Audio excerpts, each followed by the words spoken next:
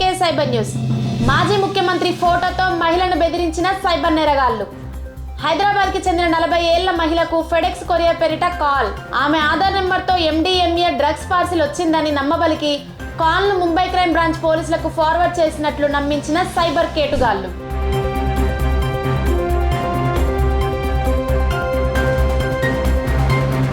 మహారాష్ట్ర మాజీ ముఖ్యమంత్రి ఫోటో పంపించి పెద్ద నేతలతో మంచి సంబంధాలున్నాయి, తప్పించుకోలేరంటూ తమ అకౌంట్కు డబ్బులు పంపాలని, లేదంటే మహిళ ఫ్యామిలీ బ్యాంక్ అకౌంట్లను ఫ్రీజ్ చేసి అరెస్ట్ చేయిస్తామని బెదిరించి ఏకంగా 40 లక్షల రూపాయలు కాజేసిన సైబర్ కేటుగాళ్లు. అనంతరం మోసపోయానని గ్రహించిన మహిళ సైబర్ క్రైమ్ పోలీసులకు ఫిర్యాదు చేశారు. కేసు నమోదు చేసి దర్యాప్తు చేస్తున్నట్లు Hyderabad cyber crime ACP Shivamaruthi గారు తెలిపారు. AK cyber news 24/7 cyber crime news channel.